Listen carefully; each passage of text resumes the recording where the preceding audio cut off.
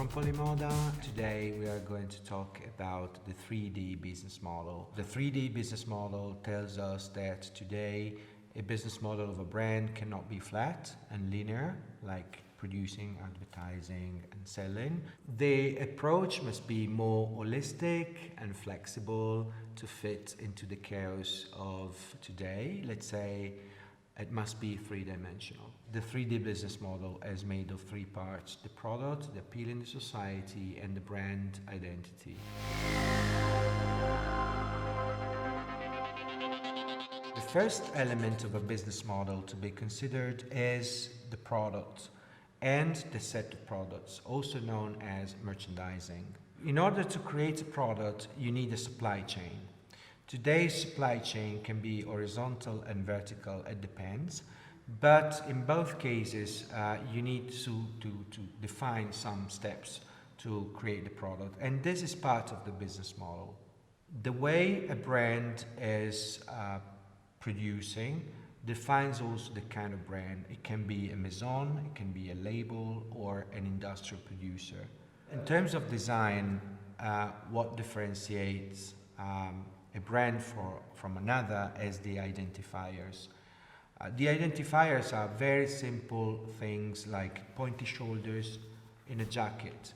If you look at different brands like Balmain, the pointy shoulders might say, "This is my jacket." Then obviously also intrinsic factors like a raw material that is frequently used in a brand and less in another, and the other way around.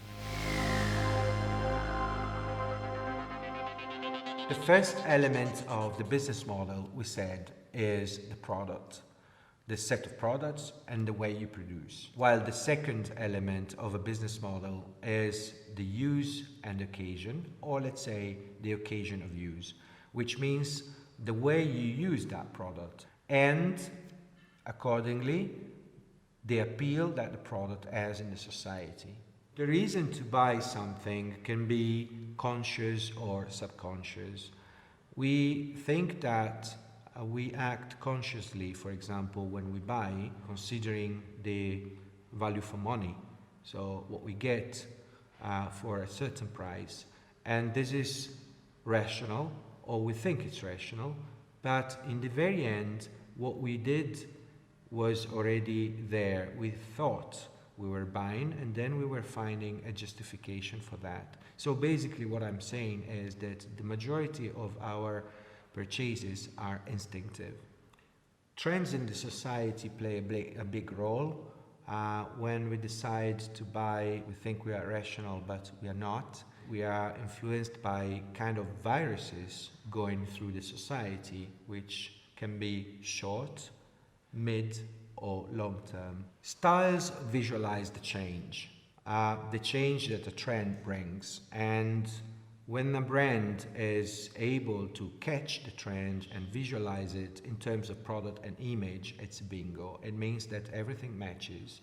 And a change in the society can be also very radical. Between the two wars, we had the little black dress, and this was defining a major change in a way a woman was living, because men were at war, so women started to work. So they needed to be more dynamic, and the big dresses of the previous century went out of the picture.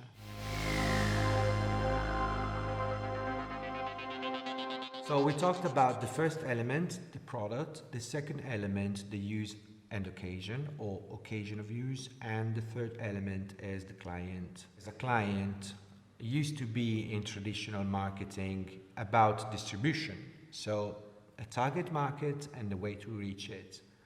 While today, in the chaos we have in the society and in the fashion system, it's more about finding a tuning between the client intended as a person and the brand persona. How does the client as a person and the brand persona match? Well, it's very easy, but also very subtle, because it works exactly like a couple. So they can be similar or complementary. Here it's all about humans.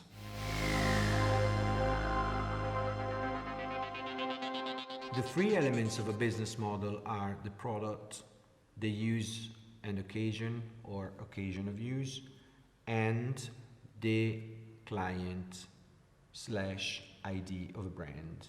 When one of the three elements changes, the other two do consequently, willing or unwilling. When you decide to lead this change, you can also create value. A very simple example. If one day you just decide to go downstairs and buy something in a grocery and you go out in pyjama, well, in that moment, what you used to wear at night becomes for the day. So an idea comes to your mind as a producer of fashion, and you decide to produce pajamas looking like outwear or outwear looking like pajamas. And in this case, you have a new category of product or a new line. In this case, the client will change. Most probably it will be a nonchalant client, somebody who doesn't have problems to wear a pyjama outside.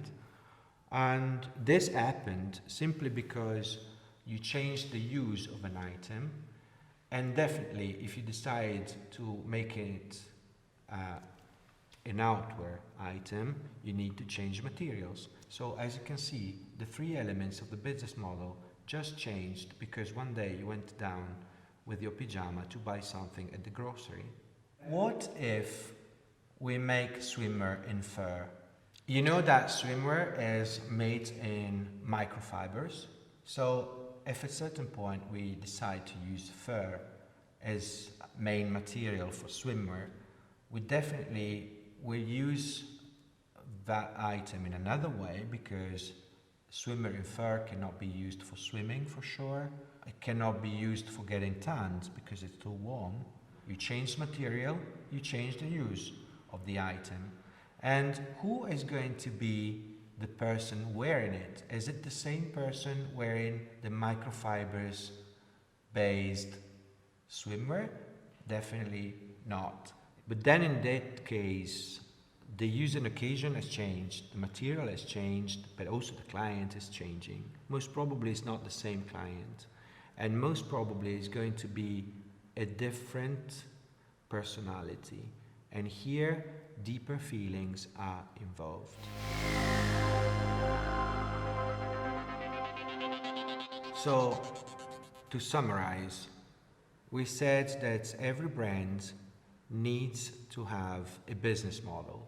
And in today's industry, based on chaos, the most flexible business model is three-dimensional. And the three elements are the product, the use and occasion, and the client. When we talk about the client, we talk about a person. This is very important for branding, because a person is made of experiences, is made of emotions, and lives in spaces and in different times, and this changes also the relations of the person. When we do branding and rebranding, we need to have and experience a kinetic way of thinking. So like in cinema, and see how these people live, what they do, what they feel. It's a bit more than marketing, it's a bit more than targeting, it's even a bit more than branding. It's about branding the subconscious.